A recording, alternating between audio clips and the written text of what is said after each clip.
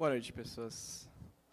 Vim aqui especialmente para apresentar esses dois convidados, porque eu tive uma relação com essa palestra que vai acontecer agora.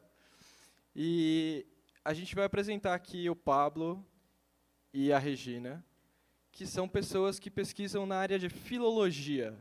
Quem sabe o que é filologia, levanta a mão. Não é filosofia, é filologia. 1, 2, o Tadeu não vale. Tá, temos algum. Eu também não fazia ideia do que era filologia até o começo deste ano, até março deste ano especificamente. No entanto, essas pessoas também não faziam ideia do que era tipografia até março deste ano. E então, em uma disciplina na FAO-USP, na pós-graduação, a Regina foi tentar entender o que era tipografia para resolver um problema que ela estava tendo na filologia. E é sobre isso que eles vão falar hoje com vocês, Regina e Pablo.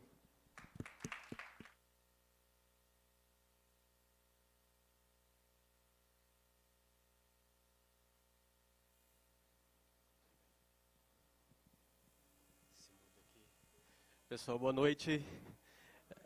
Essa é a história mesmo. Eu estou tentando entender o que é tipografia. E é gostoso falar de um trabalho que nos tira um pouco da zona de conforto, né? Cria novos diálogos, amplia os olhares. E nas 3 falas anteriores já fiquei muito confortável, né? A Mônica com todo aquele desenvolvimento, os programas, a Natália com a inspiração. E aí vem o Max fazendo essa relação com os instrumentos, a caligrafia, a tipografia. E na nossa fala, nós vamos tentar incluir um elemento a mais nessa discussão. Nós incluímos a caligrafia no nosso processo, incluímos também a tipografia nessas discussões. E um aspecto que eu queria que vocês assim guardassem lá no fundo mesmo do coração, que é um aspecto humano muito forte, que eu acredito que é o ponto-chave, que quem faz tipografia, quem trabalha com design gráfico, pode contribuir, que é o elemento humano. Então, quando nós falamos de filologia, nós falamos de uma ciência que tenta observar, por meio da escrita, o que nós podemos entender da sociedade. Esse é o ponto-chave da filologia e, principalmente, o diálogo criado com a tipografia envolve um dos elementos mais poderosos da sociedade, que é a linguagem. A linguagem materializada por meio da língua, por meio de signos, de alguma maneira, contribui para que nós criemos uma representação de mundo. Isso não é arbitrário, isso não é gratuito. Então, quando nós pensamos, eu vou tentar evitar ao máximo aqui o aspecto teórico, vou tentar dar exemplos mais práticos, mas é absurdo pensar que, quando nós ouvimos a palavra nacional, no nosso idioma, em português, é o momento mais paradoxal de todos da nossa história. Podem tentar encontrar, depois de hoje aqui, quando vocês pesquisarem lá, uma gramática antiga, algum livro de história antigo, e aparecer assim, idioma nacional. É o momento na nossa história que mais se excluiu quem usava o idioma nacional. Então nós temos ainda hoje, por incrível que pareça, uma história muito mal contada. E é uma história que pode ser contada pela escrita. Então, se para entender tipografia nós não podemos abrir mão da caligrafia, nós também, pensando nesse contexto, porque nós trabalhamos com algo que afeta as pessoas, não é? A escrita, a fonte, toda essa criação que vocês fazem e que nós tentamos compreender, cria significados. E as pessoas têm usado a escrita para criar significados. E nessa fala a gente vai tentar demonstrar uma preocupação que nós temos, que pode criar um diálogo fortíssimo com a tipografia e com a filologia. Esse é o primeiro ponto.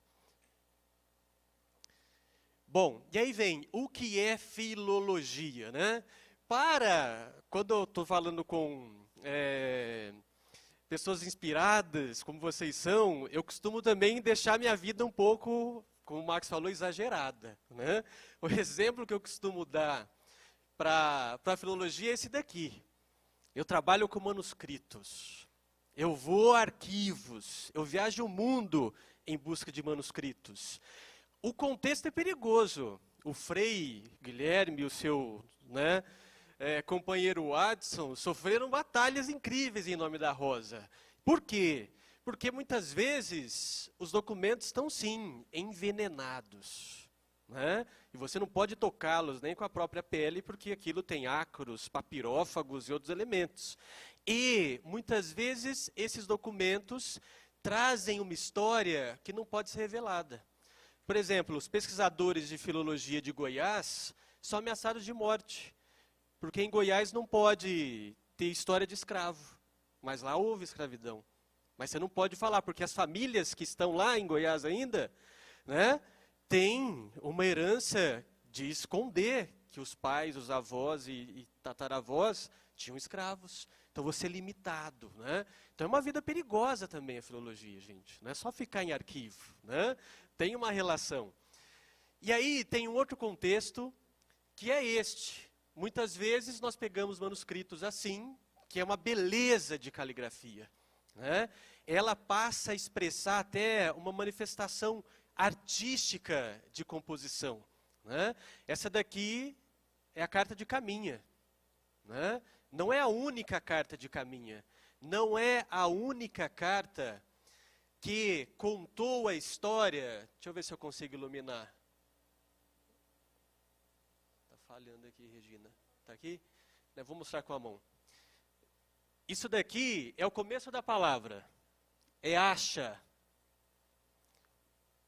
E aí ela vem até aqui. Mento. É a notícia do achamento da nova terra, né? É a carta de Caminha. Então note, quando eu digo que a filologia tem muita relação com a tipografia e tem o lado humano, é porque quando eu olho isso, eu não quero apenas entender a composição dessa escrita.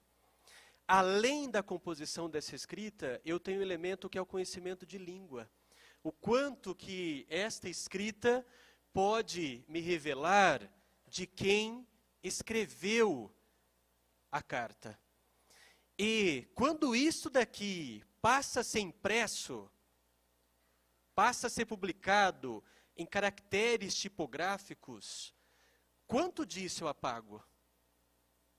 Eu apago quase tudo do contexto de quem escreveu.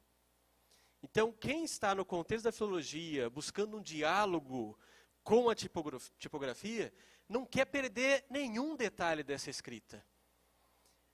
Quando você transmite um texto manuscrito para um texto tipográfico, normalmente há um apagamento criminoso de marcas de escrita. Eu não consigo mais fazer estudo. A única coisa que me sobra é conteúdo. E conteúdo é muito pouco. Eu tenho que ampliar. Essa ampliação passa por 4 percursos. O primeiro é o seguinte: os textos têm uma história. Começa daí.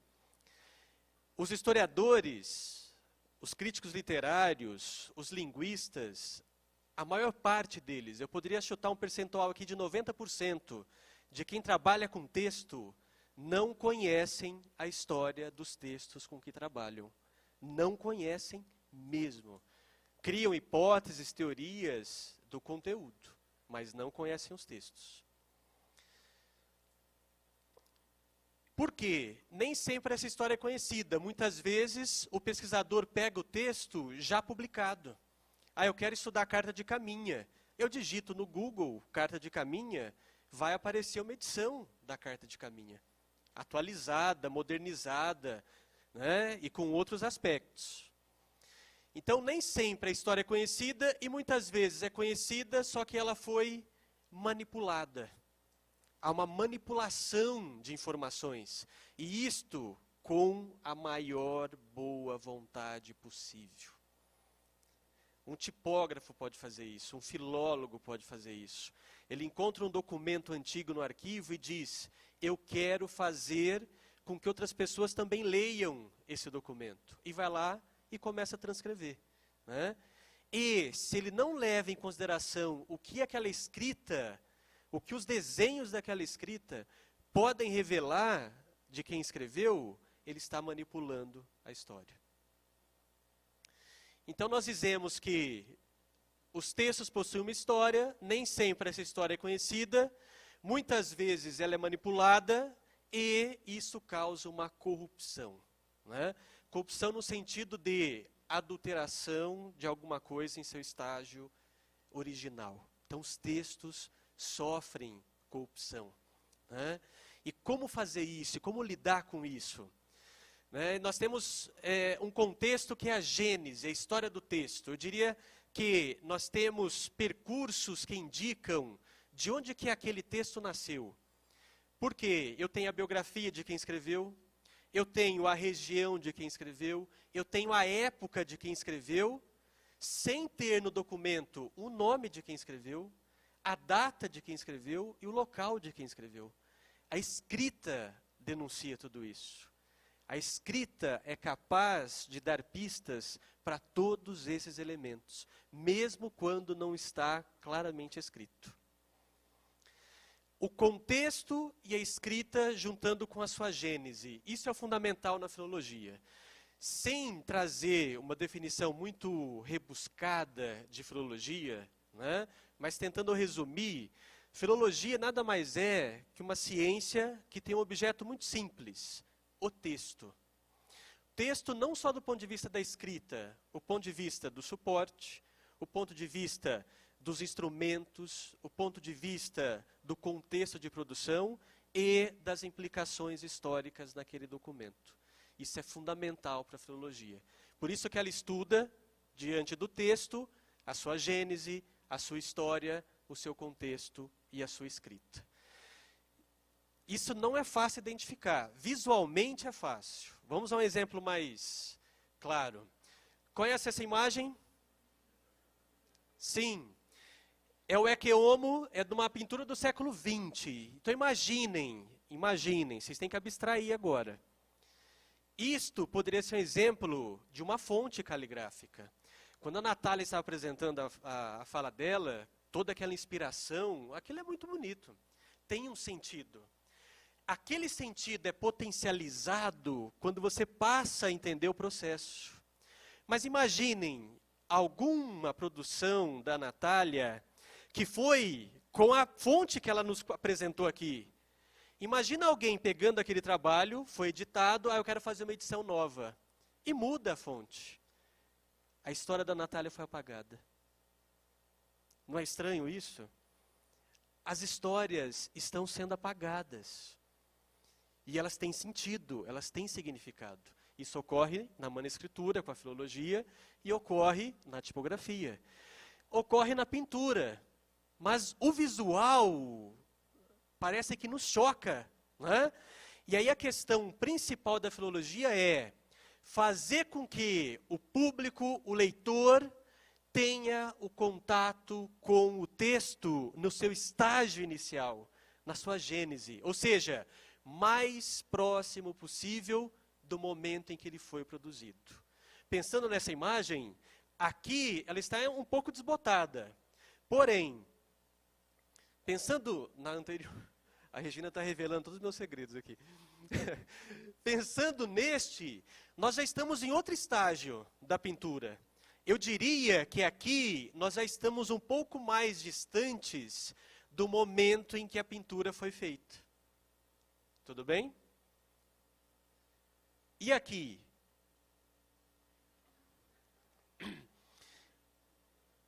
Vocês são cruéis, né? Eu não sei, por exemplo, se eu posso dizer que é a mesma pintura. Vocês diriam que é a mesma pintura? O Max usou a inspiração. Com base na caligrafia, você constrói nos objetos, nos instrumentos. Talvez a pessoa tenha usado o mesmo recurso. Não é? Mas isso foi, do ponto de vista do autor, primeiro, foi desastroso. Não é? Passa a próxima. Olha só. Foi violento, foi violento. Então imagine o seguinte, muitas vezes nós compramos livro aqui na frente, na Martins Fontes, de um autor consagradíssimo. Hoje eu entrei lá e estava lá, a Divina Comédia, Dante. Vocês sabiam que muitas vezes o livro que vocês vão comprar ali, ó, no outro lado da rua, traz uma versão do Dante que não é esta, não essa daqui, e às vezes vocês vão ler esta versão do Dante. Só que é escrito, o leitor consegue identificar que ele não está lendo a versão que Dante escreveu? A maioria das vezes, não. Isso ocorre com todos os autores consagrados da literatura mundial. O texto sofre corrupção. Esta corrupção é objeto de estudo da filologia. É identificar um texto e qual estágio daquele texto chegou até nós. Se é o primeiro mais próximo do autor, ou uma versão já desbotada do autor, ou um terceiro autor no contexto. E sabe o que é pior? Em muitos dos casos, isso é valioso. Isso gera ainda privilégios. Essa é a senhorinha que fez a pintura. Isso é sorriso de quem fez um desastre? De jeito nenhum. Um restauro desastroso feito milagre. A cidade de Borja, pequena, não tinha turismo. Passou a ter turismo. A igreja passou a cobrar para que as pessoas entrassem. E aí o que ela fez? Idosa que fez pior restauração do mundo em Ecce Homo quer direitos autorais da obra. Não é possível acreditar nisso. Então, pensando nesses 3 pontos, eu vou fechar minha parte aqui, e eu espero que tenha deixado claro qual que é o papel da filologia e como nós podemos criar esse diálogo. Por quê? Há um momento na filologia que nós chamamos de criação do texto. O texto tem uma função natural, que pode ser manipulada. Já ouviu falar de grileiros? O que é o grileiro? Não é uma manipulação do suporte?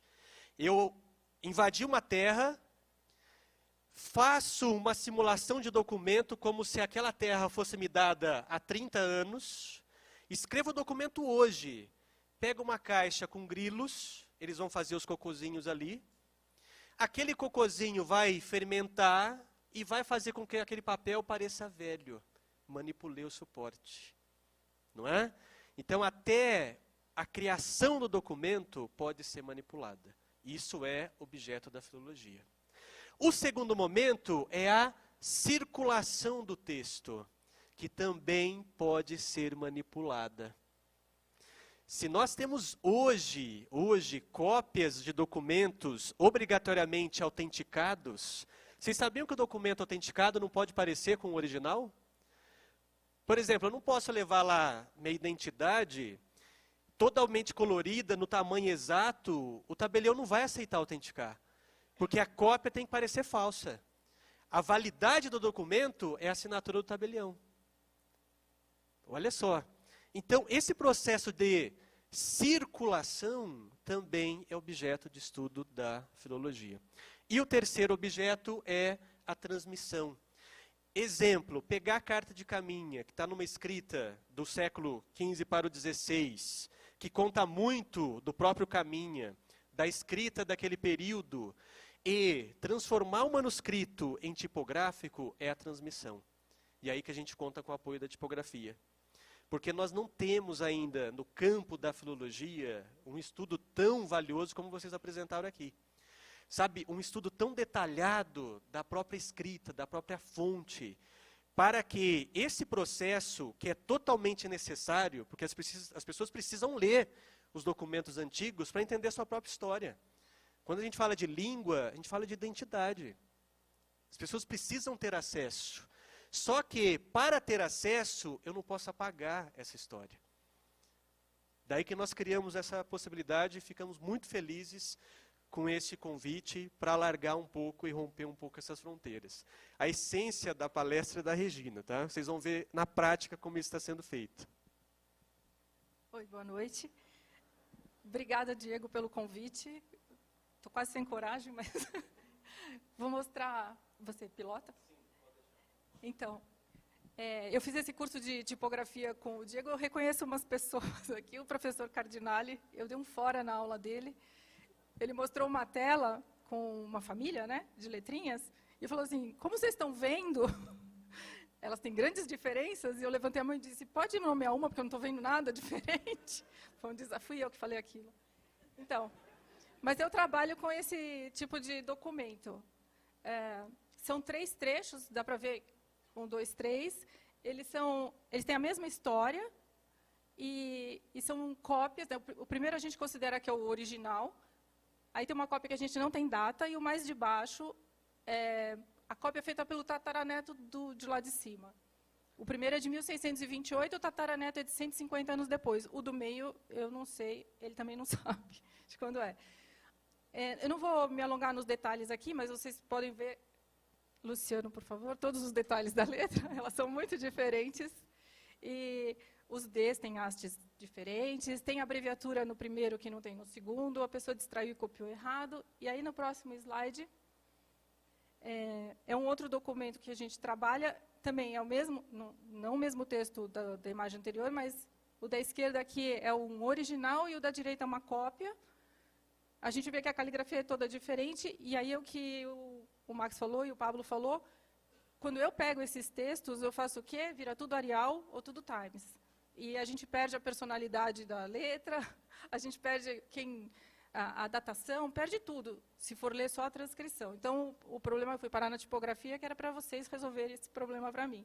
E eu já sei que, se vocês fizerem a letra perfeitamente igual, vai continuar ilegível. Então, a ideia era que vocês conseguissem dizer alguma coisa da letra, mas mantendo legível para o leitor de hoje em dia, com a personalidade de quando ela foi escrita. E aí, no próximo, um problema muito específico são as assinaturas. O autor daquele primeiro trecho que estava lá em cima é esse aqui, como dá para ler facilmente, David Curiel. E as outras assinaturas, a gente percebe que são pessoas diferentes que escreveram, certo? Mas olha essa do Davi Curiel, a última aqui de baixo. No próximo slide, ele assinou lá em cima, bem mais legível. Uma das coisas é saber, essas assinaturas foram produzidas pelo mesmo punho, o mesmo escriba que fez? Eu não sei, teria que examinar os elementos, eu não sei se daria para fazer isso. E embaixo, também é super legível, João Ramalho, né? João está abreviado, aqui está por extenso, João Ramalho. E o que é isso aqui? É aqui. É uma letra hebraica, é um Raf, e é a primeira letra da palavra coagido em hebraico. Então, a pessoa que não sabe muito sobre letras está fazendo a transcrição em Arial. E aí, ok, eu sei que ali é João, aquele Y é João. E depois, como que eu faço esse Raf? Tem que saber a história do documento, tem que saber o contexto histórico, tem que saber várias outras informações. Mas no teclado está em português, né? Aí a gente tem que trocar o teclado, colocar em hebraico, para conseguir fazer a transcrição. Aqui foi fácil, né? Mas tem uns outros problemas piores, que são... não, peraí, não são os problemas ainda. Alguns poucos, na filologia, costumam achar que as letras têm a ver com a arquitetura. E tem o nome do autor aí? É Frutiger, quem que falou? Isso mesmo. Dá 10 para o rapaz, porque ele acertou a resposta. E esse autor, Frutiger, ele diz que não tem nada a ver uma coisa com a outra, porque a letra manuscrita tem esse quê de liberdade, de personalidade, e a arquitetura é estática, as coisas não vão combinar, não é uma explicação razoável, mas eu só aprendi isso indo para a tipografia, porque a primeira vez que eu vi isso, eu disse, amém, né? Pareceu tão lógico. E a próxima? Sim, não, é do Ladislau, então 0 para você, 0 para mim, porque eu errei o nome da pessoa. Devemos aqui abrir um parênteses, pois certos historiadores da escrita atribuem o estilo gótico à influência do arco ogival das catedrais. Isso, então, esqueçam isso. E o dia que eu achar um filólogo falando isso, eu já vou levantar a mão e avisar, não é assim, procure Ladislau Mandel, porque está errado. Mas aí a importância dessas fronteiras serem quebradas, porque se eu tivesse ficado lá na letras, gente, eu estudo letras, né? E vocês tipografia, é tudo letra. Então, se eu tivesse ficado na letras, eu não ia aprender. Mas é, né? Então, vamos lá, para frente. E aí tem tipografia na filologia também. E aí o Luciano vai dizer, Regina, você está vendo isso? Não, eu não enxergava nada aqui, mas é um dos textos que a gente trabalha. Tinha, como chama? Versalete aqui, né? Tinha, eu não sabia o que era um versalete. Eu via que tinha, como chama? Itálico. E o itálico, para mim, era letra, né, imitando letra de mão. Tá bom. Então, eu pegava isso e não estava entendendo nada. E aí, no próximo... E o pior, Luciano, eu nunca vi que o tio podia ser um J, podia ser um I, podia ser um S. O tio podia ser qualquer coisa. E eu não enxergava isso. Mas no meu computador, no Arial, só tem tio. Senão tem que fazer mágica. Esse é do livro da professora Priscila Fares, que foi um doce de me aceitar na aula dela, fazendo as perguntas mais estapafúrdias do mundo. Aí a próxima... sim. Esse Paulo Reitlinger aqui, eu achei importante isso. Nos meus manuscritos, né? Tomei posse, grilei. Nos meus manuscritos, tem tio de tudo que é jeito. Eu achava que podia ter significado diferente o tio, mas depois pegando pena de metal e fazendo o traçado, eu vi que às vezes é só um movimento que faz o tio parecer de pé ou muito comprido. Claro, tem o autor também, mas nem sempre a coisa é pensada para ser diferente. Mas, como vocês sabem, na língua portuguesa, que vem do latim, as sílabas tinham duração. E, às vezes, o tio aparece assim, olha, como um traço reto. Então, nos meus documentos, eu me pergunto, será que ele está pensando que essa sílaba é mais longa? Ou, quando o tio está daquele outro jeito, parece uma barriguinha assim, será que é breve? Por que ele não faz o tio que nem um tio? E depois, quem foi o tipógrafo que pegou um tio e fez dele um J ou um S? O que esse tipógrafo leu? Aí, então, os meus documentos são escritos por judeus portugueses na Holanda do século XVII. Quem era o tipógrafo? Ele era holandês? Ele era português? Ou era um alemão que passou por ali? Sabe que ainda tinha isso também. A gente nem sabe se tinha nasal na língua daquele tipógrafo, se ele estava entendendo. São várias confusões que o filólogo devia dar conta de responder. E aí, o próximo... sim, o tio, né? Isso é um tio.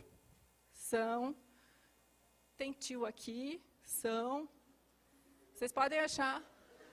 Não, a pessoa... A criança ficou brincando com a pena, né? E achou divertido. O zoom do tio. Ele fica assim. Agora, em Arial, como é que a gente faz isso? Não sei também. Tem mais um tio. Eu não sabia nem falar plural de tio, né? Levou um tempo. Tis. Esse já é o segundo? Já, então tá. Então, de tio já deu, né? Vamos para o outro. E aqui são as minhas transcrições. Esses de baixo são o zoom daquele de cima. O Diego tem uma camiseta linda com um E desses. É o E comercial, né? Aí eu inventei de fazer o E comercial assim, para ser diferente de outra coisa. Esse delta e essa letra que eu não sei como chama, é esse aqui, ó, o D. Aí tem S longo. O S longo foi fácil de fazer. Esse aqui é um R2 de conta, é o nome desse R. Que é esse aqui, de razão, que é a razão. Então, esse tipo de solução caseira que eu dei não está boa. Então, eu vou deixar de modelinho assim para quem pegar a minha dissertação. Isso pensei em fazer, mas não, estou transcrevendo de outro jeito agora porque não ficou bom. Porque não tem recurso, gente. A tipografia, onde estão vocês na hora que eu descrevo isso aqui? E aí, para frente...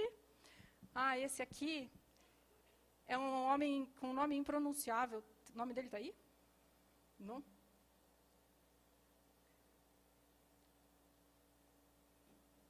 Não. É Nordzis, Garrett.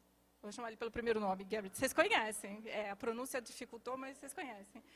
E aí, quer ler a descrição que ele faz dessa letra? Esse outro microfone funciona? Eu vou ler a descrição que o Nord fez dessa letra. A caligrafia maneirista holandesa, desde a primeira metade do século XVII, só pode ser explicada de forma realmente adequada se tivermos aprendido a observar a rotação. Escrevi o texto no estilo holandês corrido em pé, letras cursivas com hastes verticais. Então, ele chama isso de holandês maneirista. E ele fala que tem hastes verticais. Eu já falei para o Tadeu, como que pode ser haste vertical se ela está caindo para lá? Para um filólogo, essa haste não é vertical, é uma haste caída. Não sei se basta dizer vertical. Da onde ele tirou essas coisas? Então, um filólogo não enxerga isso. Se alguém faz essa definição para mim, eu não tenho ideia de que letra vai aparecer. E esse texto, vocês estão vendo que é do Isaías, capítulo 50. Eu não consegui ler a letra, eu fui na Bíblia, no Isaías 50, e escrevi daquele jeito lá. Mas eu não consigo ler a letra. E depois, uma das coisas que a gente pensou é que quem é da tipografia, que pensa nos elementos das letras, pode ajudar na descrição dos manuscritos e das tipográficas, obviamente. E depois... sim, aqui desse livro do Reitlinger, de novo. Uma letra chanceleresca, fluida e coerente, um ducto rápido, mas de execução exata, bem legível. Caligrafia do religioso Inácio de Loyola. Letra chanceleresca italiana. O Maximiliano falou, a gente conseguiu identificar quando a letra era rápida, né? Aqui fala, fluida, corrente, um ducto rápido. Mas em filologia, imagina que a pessoa está escrevendo o dia inteiro, com a pena. No fim do dia, o que ele está escrevendo? A letra é diferente. No começo do manuscrito tem uma caligrafia, no fim é a mesma pessoa, ok, mas a coisa já não sai tão bonitinha, já é mais corrida, mais caída. Então, esse tipo de descrição é para pedacinhos, para trechos curtos. Para um documento inteiro, deve ter um outro tipo de elementos que deem conta do documento inteiro, e depois, para trechos específicos, a gente fazer uma coisa dessa. Mesmo assim, precisa estar muito habituado só com a letra mesmo, com a caligrafia, para poder fazer uma descrição. Porque a transcrição, observar a letra e classificar a letra, é uma parte do trabalho do filólogo.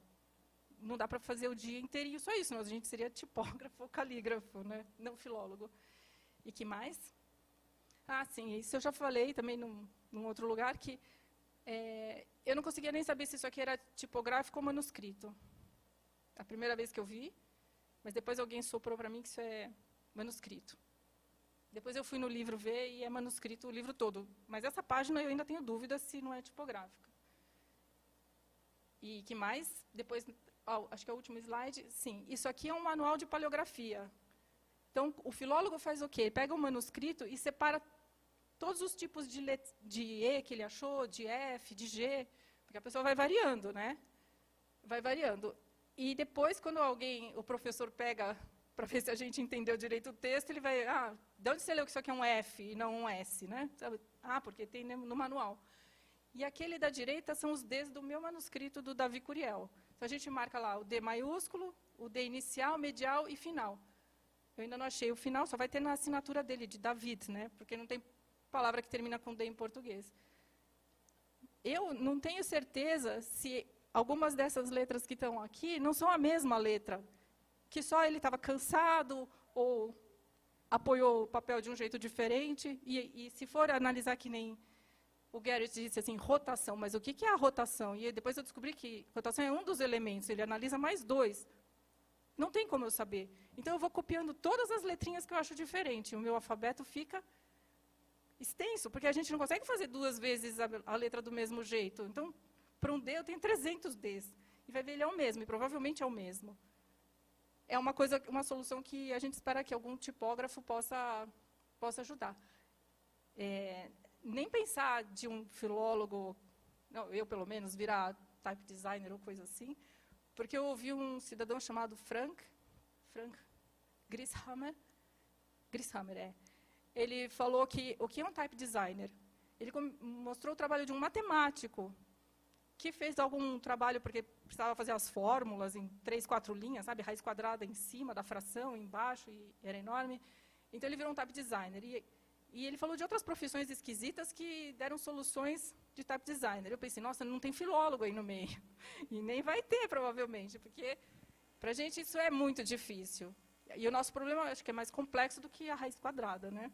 Bem mais complexo que a raiz quadrada, certo? Então é isso. Depois dessas incursões que a gente fez com a tipografia, a gente tem um grupo de estudo agora com alguns professores de Portugal e outros aqui do Brasil. Então, se alguém tiver interesse ainda em fazer parte do grupo de estudos de tipografia e filologia, pode avisar que a gente inclui, certo? Muito obrigada.